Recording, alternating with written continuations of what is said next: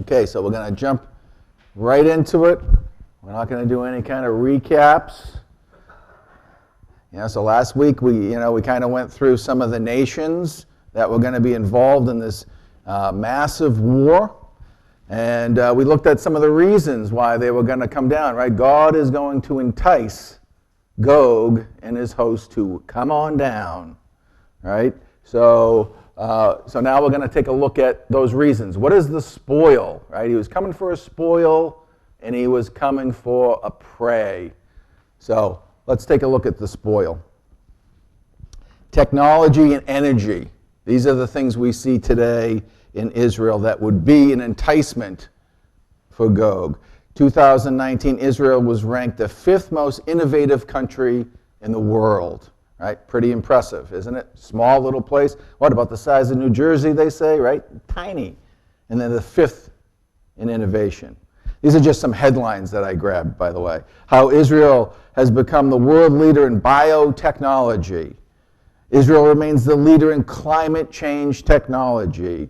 Israel became a leader in drone technology. Leader in agricultural technology. So let's just pause for a second on agriculture in a desert, right? A wasteland, right? And they had to, right? You got to produce your own food, right? And they've got things like the drip technology. They're very, water's tough in the desert, surprise, surprise. And so they take that water and they make it very effective. They're very efficient with it. And they're able to become a leader in agriculture. They also have a very big dairy industry, which I found to be quite surprising. You think of dairy, you think big farms, lots of cows, lots of grass. You need a lot of land. Of course, it's something they don't have, right?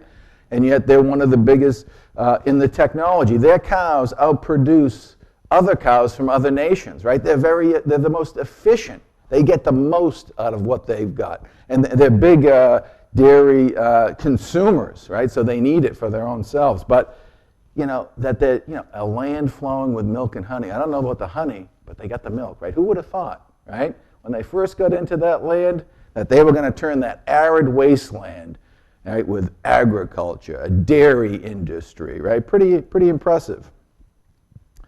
Israel is the leader in COVID-19 vaccinations, right?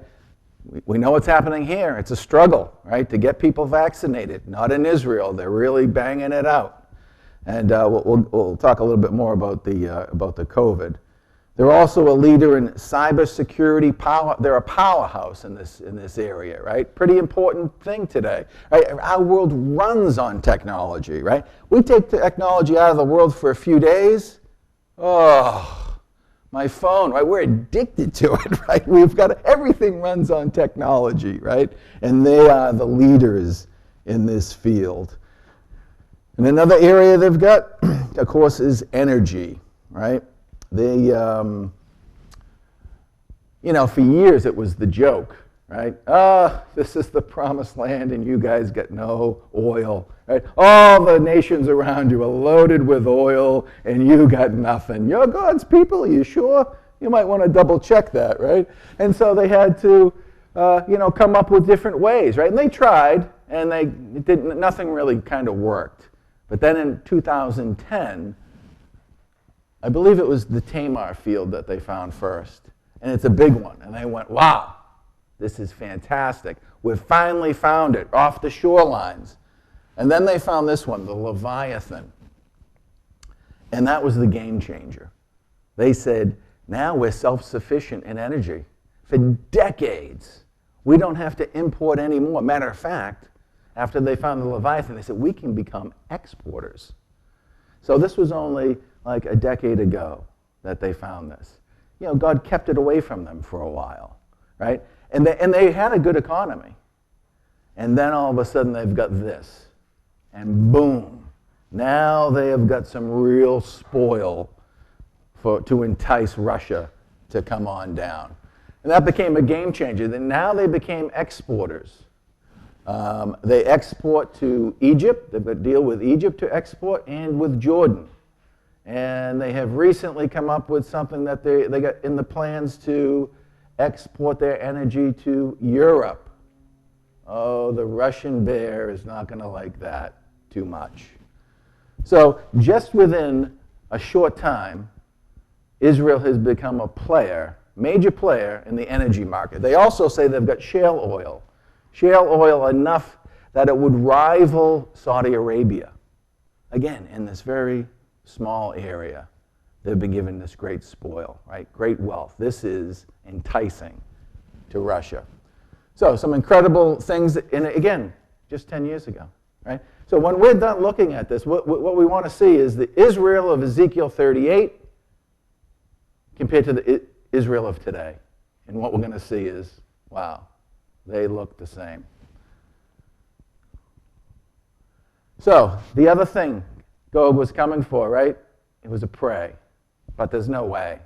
There's no way the Jew could possibly become the prey of the nations again. Right? Well, here it is. Right? Anti-Semitism in Germany rising sharply.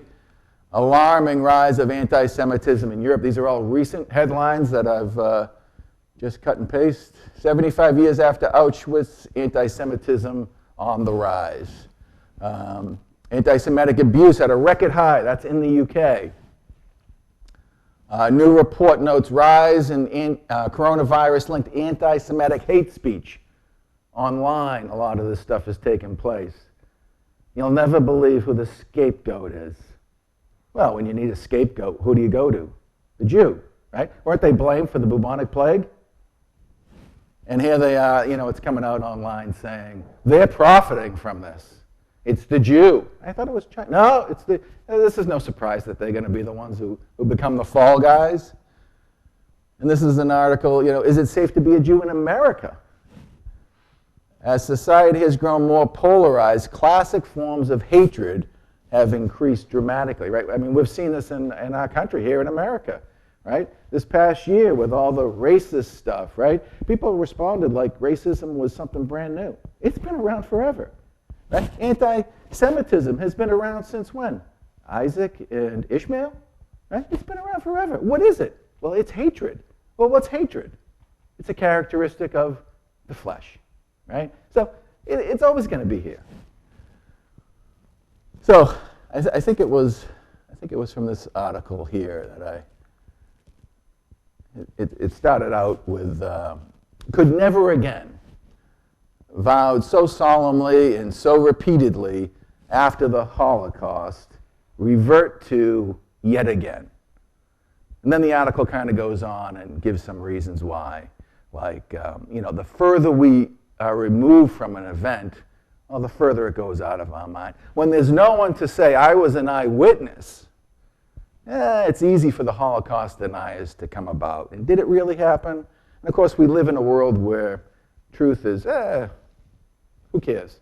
It's not even real. How do we know it really happened? And then it finishes the article with, despite the rise in worldwide anti-Semitism, a repeat of the Holocaust, though possible, is unlikely in the foreseeable future. Well, if you came to the scriptures and you read Zechariah, you might get a different picture, right? Zechariah 13. And it shall come to pass that in all the land, Israel, saith the Lord, 2 parts shall be cut off and die, but a third shall be left in it. And the city shall be taken, and the houses rifled, the women ravished, half the city shall go into captivity. Right? So this is talking about Armageddon, this big invasion that comes down. Well, you read that, and that sounds like a Holocaust to me. People dying, being sold off, perhaps concentration camps come back, houses, all the valuables taken out of it, the women raped. That's a Holocaust. It's going to happen again. And just a little point about the 2 parts, right? 2/3 of the people will die, but a third will be saved. You think that's random? You think, those lucky 1/3, right? Who died in the wilderness? It was the unbelievers, right? Remember the ground swallowed up the group of people? Who were they? They were the rebels, right? The proud, I think it's going to be the same. God's going to bring through the fire those who he thinks will respond. He knows the heart of man. So that third might be those who have a seed planted in them. Right? Brother Jason was telling me last week that there are some Jews that are returning back to the Scriptures and wondering, maybe Jesus was the Messiah. Is that right, Jason? I don't want to put words in your mouth, right? So they've got a seed planted in them. Right? It's going to be those that God says they'll respond to my message. But I got to get rid of the rebels. I got to get rid of the unbeliever. Right? There's no randomness in God's plan, right? So, what does that say about us, right? So this is what's going on in Israel. What's going to be going on in the Gentile world? Well, it's going to be chaotic as well, right? Maybe there's another pestilence or a greater, people are going to be dying. People are going to be suffering. What does it say about us? And, we're supposed to be throwing that seed out there. And, if someone says, wow, what's going on in the world? Well, I remember my friend Mark Hampton once said that, Jesus is coming back, and he's going to be the king in Israel, and he's going to destroy the king of men, and blah, blah, blah, and this, and wow, all that stuff he said was coming about. Right? There's a little seed planted in there. So sometimes we go out there and we get a little discouraged, right? We talk to our friends and family, and they don't seem to be interested, but you never know, right? Just our job is to plant the seed, and you never know what might happen. So just a little side note there on that. So Israel expects a sharp rise in anti-Semitism in 2021. A lot of that had to do with the coronavirus, they feel, that they're going to take the blame for it.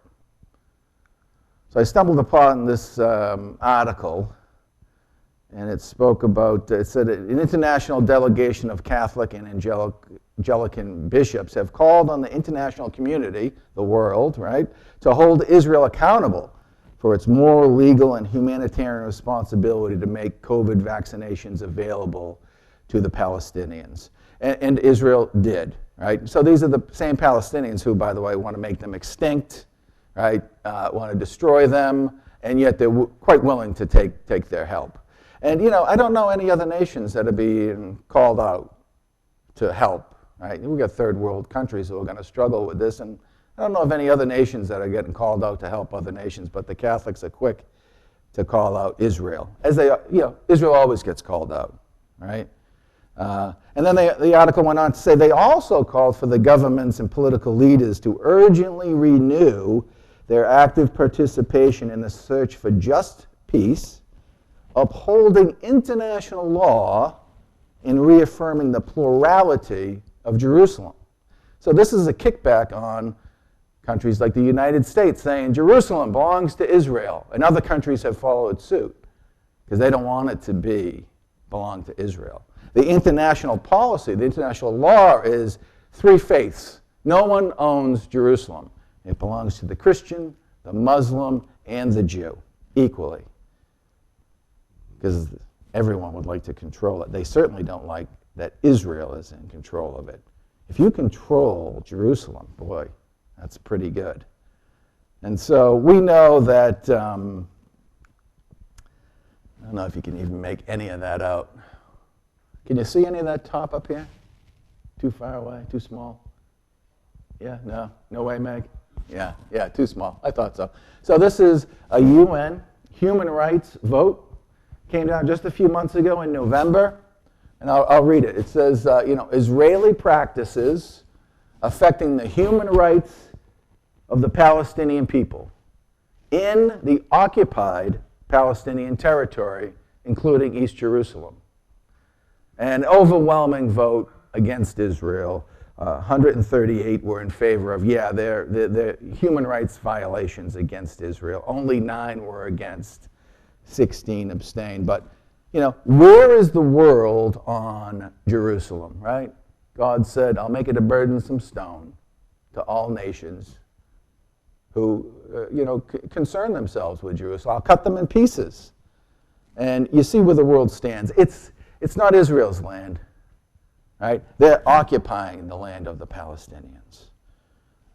In Jerusalem, too, right? Could this be a pretext to Armageddon, right? You see how many nations were coming with Russia. He's going to have international support.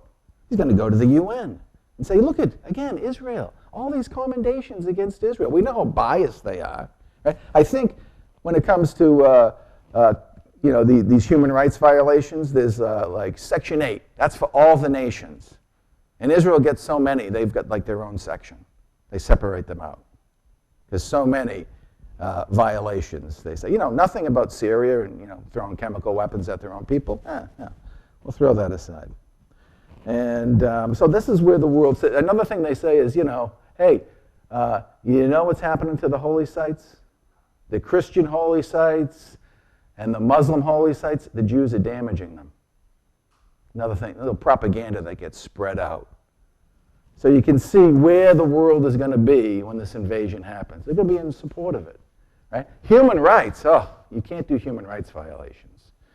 And there's going to be a religious element to this whole war, which we'll get to.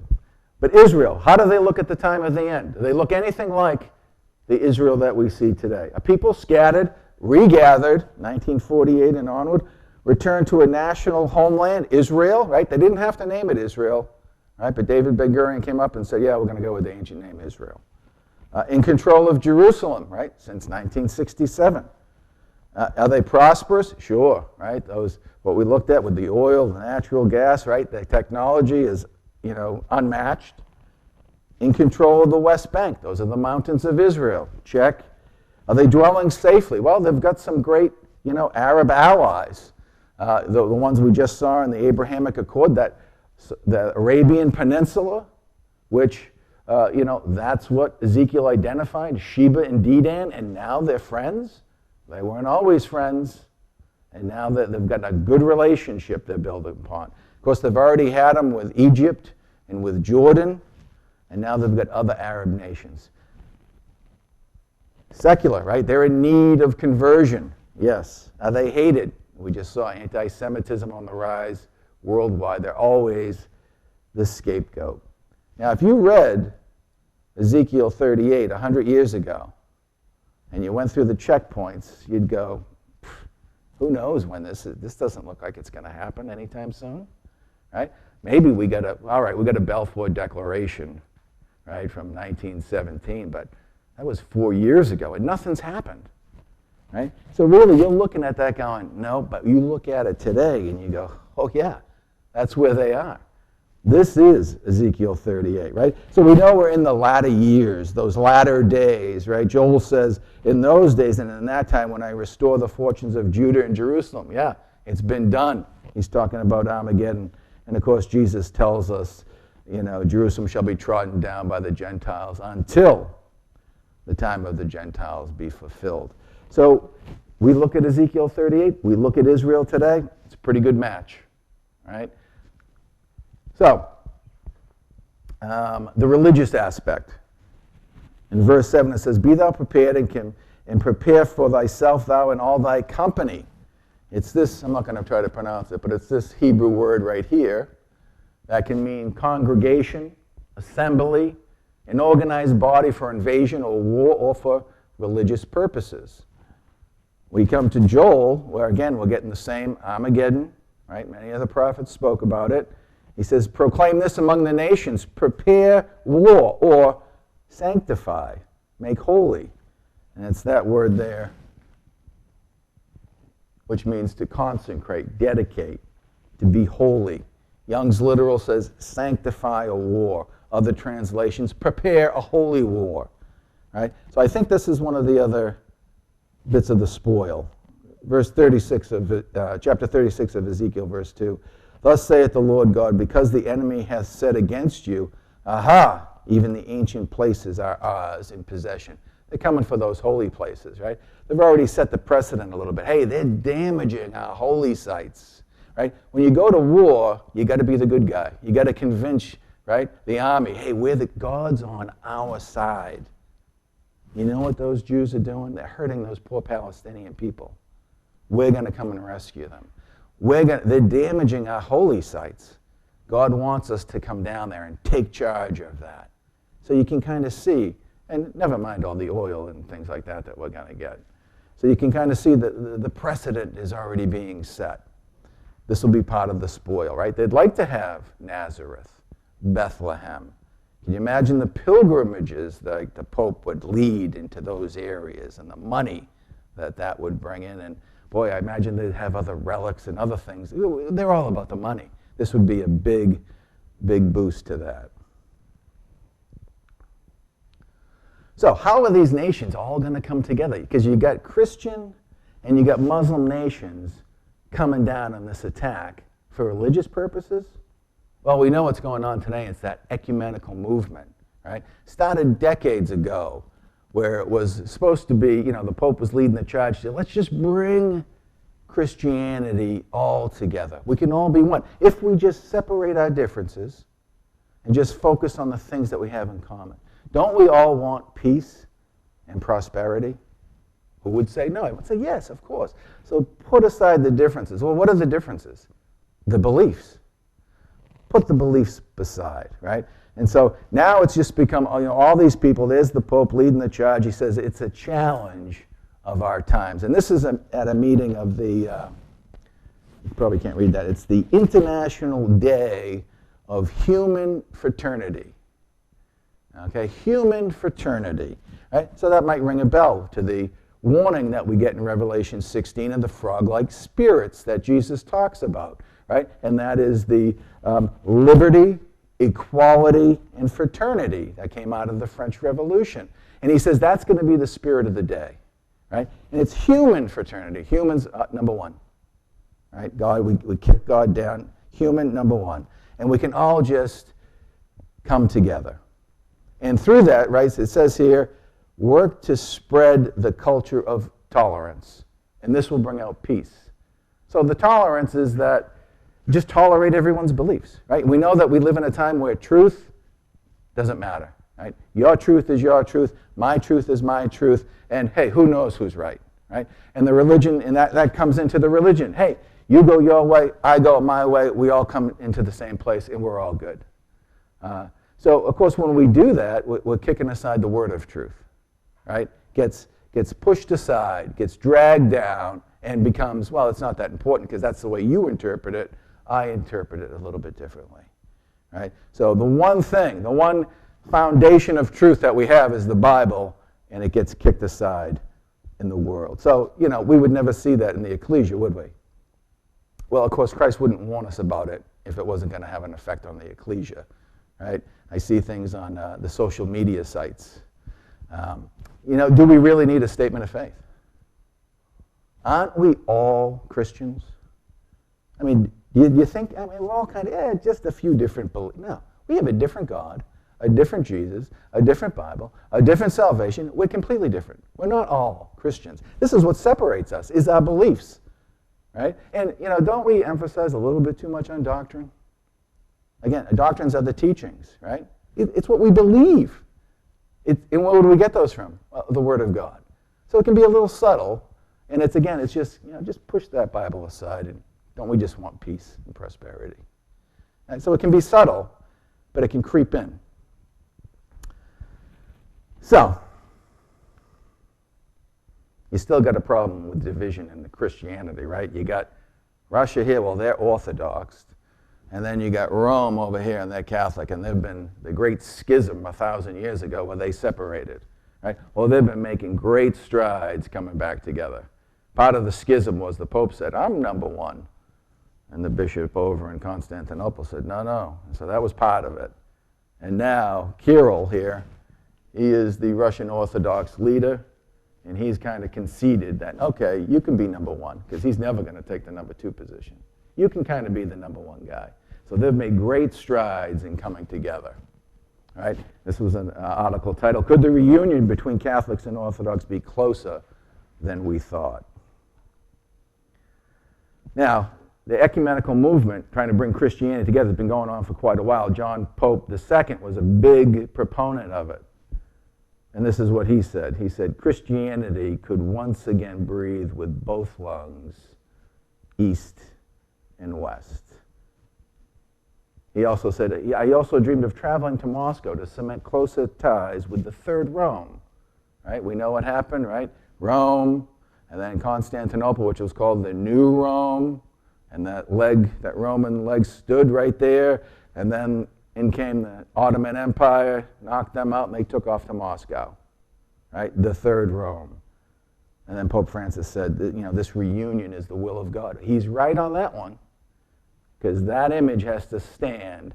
One leg in Rome, one leg in Constantinople today, Istanbul, and it will stand, and that's when Christ will come and knock it down. So, back in Ezekiel verse 7, it says, "Be thou prepared and prepare for thyself," right? So, preparing for what? War, right? A major war. Prepare thyself. Well, here is, some of the Navy ports, because Daniel 11 tells us he comes with a great Navy, right? Many ships with him. Now, the Russian army, the USSR fell, and the Navy was nothing. It just sat there. They had no money to put into it. It became outdated. It was terrible affairs. Remember Barack Obama and Mitt Romney were having a debate, and Mitt said, "Our number one threat is Russia," and Obama laughed at him and said, in the 1980s called, "They want their foreign policy back," right? He thought it was a joke, but now we see Russia as a major player in the world. So they've got, they move in here to Syria. They've always had this base that they would lease from Syria. There's this other base here that they use. Of course, they used to lease this from the Ukraine, and then they stole it. And you think they're paying in, they saved some good savings. Whatever they were paying, they no longer pay that because they stole that. Of course, they need this base. They're going to come down here, come down here.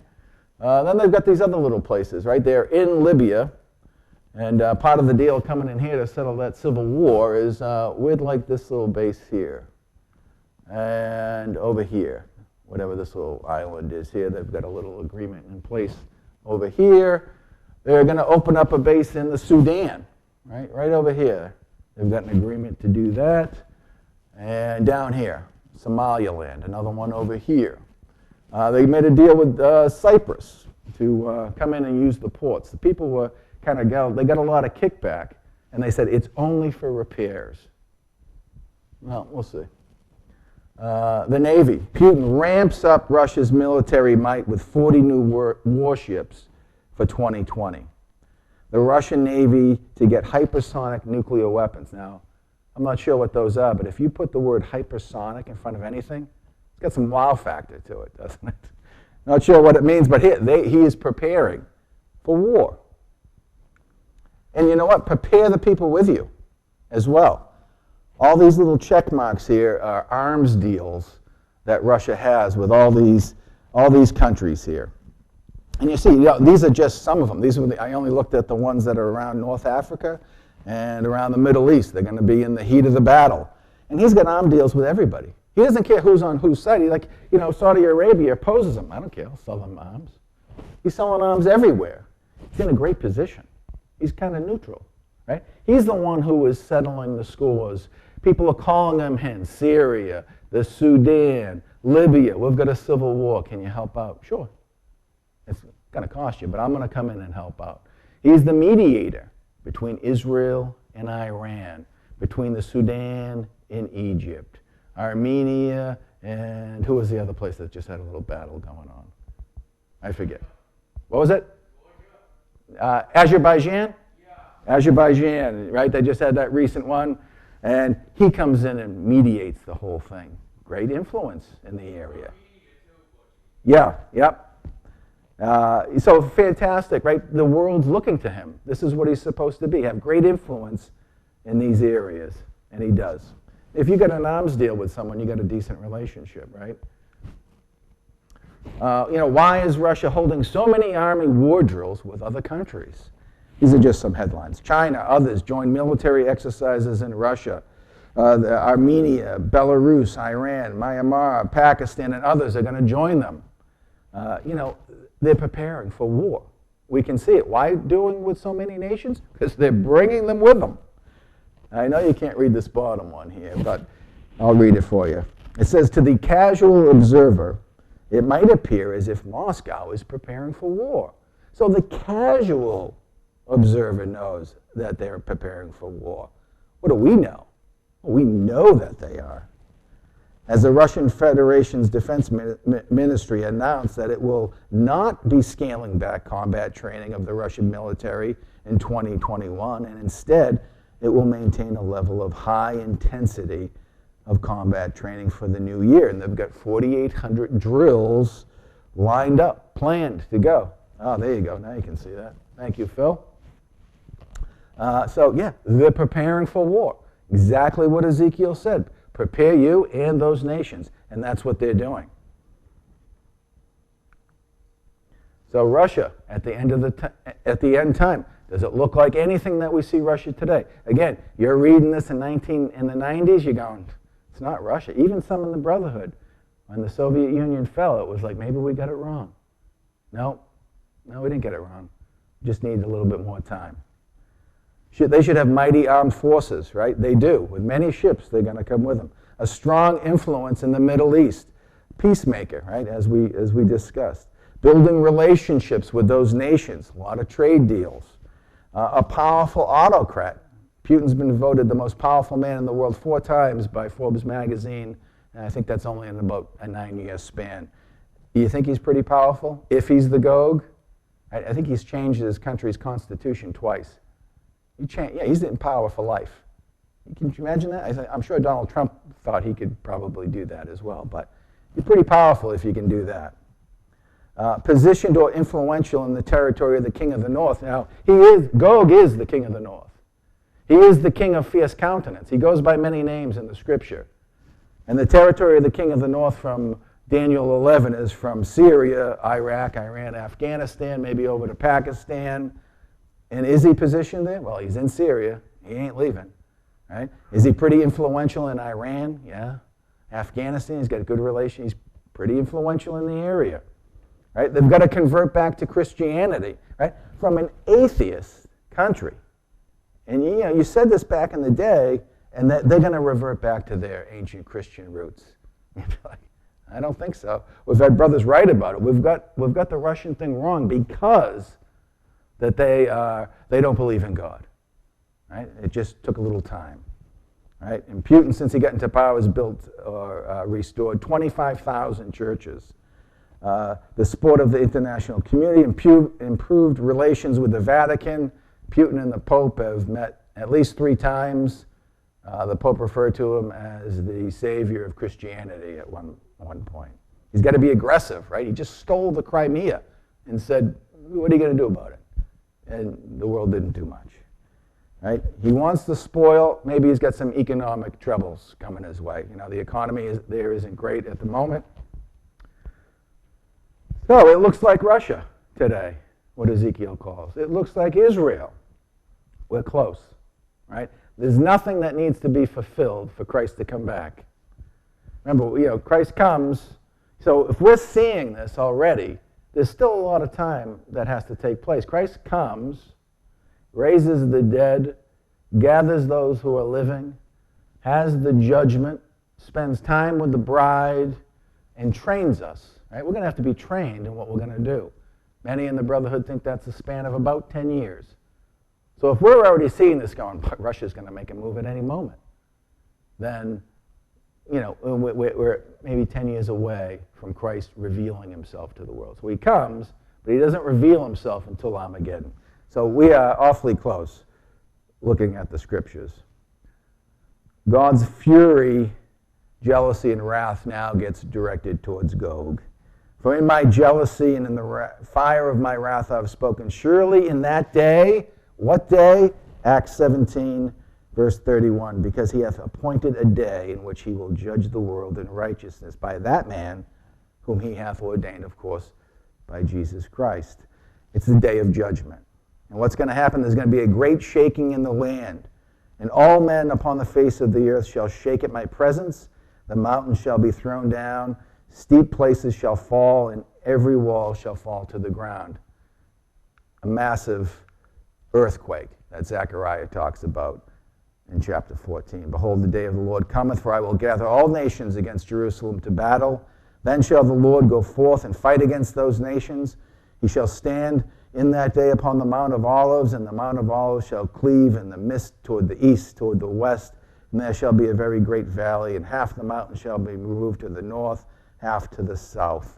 Massive earthquake changes the whole, who knows, Middle East, the whole world, right? Israel will be elevated. And look, and the Lord my God shall come, and the saints with thee, right? We're there, right? We're not suffering through all this tribulation. Once we're taken out of the world, we're the light of the world, and in utter darkness the world is in. We've been removed. That's pretty good, right? We're with him. Massive earthquake. He says, I will enter into judgment against him. I'll call on the sword against him, and every man's sword against his brother. It reminds you of Gideon and the Midianites, right? They just caused a little bit of chaos, and the Midian camp started to kill each other. Pestilence, overflowing rain, great hailstone, fire and brimstone. Those are the weapons of God, his creation. And man uses his most sophisticated equipment that he's got, and it's brought down to nothing. Right? We saw it in Texas, right? God brings snow and ice, and man is ground to a halt. Doesn't know what to do in this day of technology. We don't even know what to do. And they that dwell in the cities of Israel, these are the aftermath of Armageddon. They shall go forth and set fire and burn the weapons for 7 years, right? Such a massive destruction. So many weapons they're going to burn. They burn them for 7 years. And in chapter 39, verse 11, it says, And it shall come to pass in that day I will give unto Gog a place thereof graves in Israel. It means a memorial. And there shall they bury Gog and his multitude, and they shall call it the valley of Hamon Gog. And for 7 months the house of Israel will be burying them. Right? So for 7 months the dead there will be buried. A massive invasion and a massive destruction. And they're going to call the city Hamonah, meaning his multitude, his uproar. And it's going to be a memorial for all those that come through the land, all the strangers, all those that come. We're going to go worship at the house of the Lord. There's going to be a memorial over here. And it's going to give them this visual of, that's what happens when you go against, when you question the authority of that man. This is where the flesh ends up. The flesh is defeated. Why don't you go up and learn the ways of God? And that's what the nations will have, that visual. This is where you can end up. It's the same today. We've got the two paths, right? The narrow or the wide. This one leads to destruction. But now they're going to be given this visual. Do I want to end up? That's where the flesh ends up. We need to change. No one will be rebelling against God at that moment. This is going to be the humbling of the flesh and the exalting of God. Isaiah says, It shall come to pass in the last days that the mountain of the Lord's house shall be established in the top of the mountains, and shall be exalted above the hills, and all nations shall flow unto it. And he will teach us of his ways. We will walk in his paths. Neither shall nation lift up sword and learn war anymore. The psalmist writes, Come, behold the works of the Lord, what desolations he hath made in the earth. He makes wars to cease until the end of the earth. Be still and know that I am God. I will be exalted among the nations. I will be exalted in the earth. Ezekiel 39 and verse 23, And the nations shall know that the house of Israel went into captivity for their iniquity, because they trespassed against me. Therefore I hid my face from them, and gave them into the hand of their enemies, so they fell by the sword. So they'll know, why is God so mean to his people? Why did he bring all these judgments against his people? Were they really his people, the nations say now?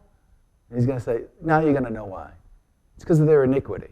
That's why. I was just in all that I did. All God's judgments are right. And they're going to learn that the same can happen to us. If we don't follow suit, we got to learn from the example of Israel. All God's judgments are correct. So the results of the war, well, God is glorified in the end. So I will show my greatness and my holiness. I will make myself known in the sight of many nations. Then they will know that I am the Lord. 38 and verse 16, I will bring against my land that the nations may know me, and I shall be sanctified in thee, O Gog, before their eyes. So this defeat of Gog, right? He comes down, this massive invasion, the world's hearing about it, and Gog's winning, right? Until Christ comes in. And then the big turnaround. And the whole world's going to know that the divine hand was involved. God intervened in this war. The Jews aren't going to come forward and give interviews and say, like they did in 67, and say, we're tremendous Air Force, great generals, right? They're going to say, we didn't do anything. We had lost. And then this man Jesus came, and the saints, and God delivered us. And the world's going to know that it was God that delivered this victory. And so I will make my holy name known in the midst of my people Israel. I will not let them pollute my holy name anymore. And the nations shall know that I am the Lord, the Holy One in Israel. So the house of Israel shall know that I am the Lord their God from that day and forward, right? From that day onward, we worship God, right? All the mistakes they made through the history that we get to read about, when they fall away, fall away, fall away, this is the end. They don't fall away anymore. So the results of this whole war, and we look and go, man, a lot of people are going to die. Well, the results are God is glorified. So we'll close with this last one. Ooh, just on time. So what does this mean for us, right? Blessed are they who are called unto the marriage supper of the Lamb. Well, that's us, right? We've been called now to have this marriage supper. We can lose it, but now we've been called. We're blessed to have this calling. Do we really appreciate that great calling that we have? And as far as prophecy, Peter says, we have also a more sure word of prophecy. Right? We have prophecy. We understand. If you understand the kingdom of God, if you understand the gospel, most don't, right? You can understand God's plan. He wants us to understand it. And Peter says, unto which you do well to take heed. Right? You think those living in AD 70, Jesus had given them the warning, right? They did well to take heed to that warning and escape before the Roman invasion came, right? Right? And it's a light that shines in a dark place. We live in a dark world, right? And this prophecy gives us this hope. We know what's going to happen. We know Christ is going to rule one day. It's going to be a kingdom of righteousness. And everyone's going to come to learn the ways of God. Whew, that's nice, isn't it? Because it's a chaotic, Mark and I were talking, like the world is insane. Right? Those are the frog-like spirits that speaks about the insanity of the spirit and thinking of man. And yet we know there's a greater day to come. I think that brings us a lot of comfort. And Paul says, henceforth there is laid up for me a crown of righteousness, which the Lord, the righteous judge, shall give me at that day, and not to me only, but to all them also that love his appearing, right? Do we look forward to that appearing? Yeah, we do. Can we see it coming? Jesus told us, watch, right? Watch ourselves. Don't get caught up in the world. Look for that coming, right? There's a kingdom of God to come. That should always be first in our mind. Should always be first in the ecclesia, promoting the coming kingdom of God. And we do love his appearing, right? We all want this day to come. So I know that was a lot to digest, and I kind of flew through it, but do we have any comments, any questions? Okay. Oh, Brother Rich.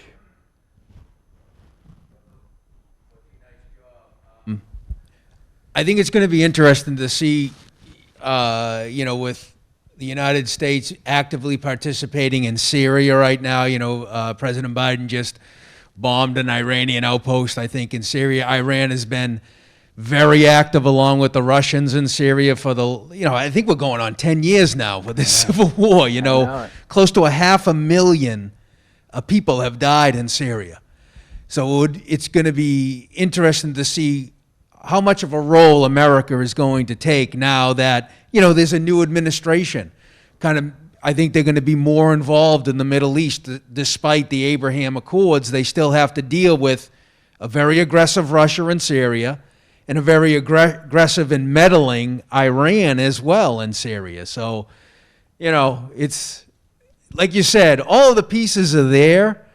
It's obviously in God's hands, but it's going to be fascinating to see it play out in my own mind. Oh, yeah, that's right. Because of the picture that we know, what we understand about private, and it's happening so quick, right?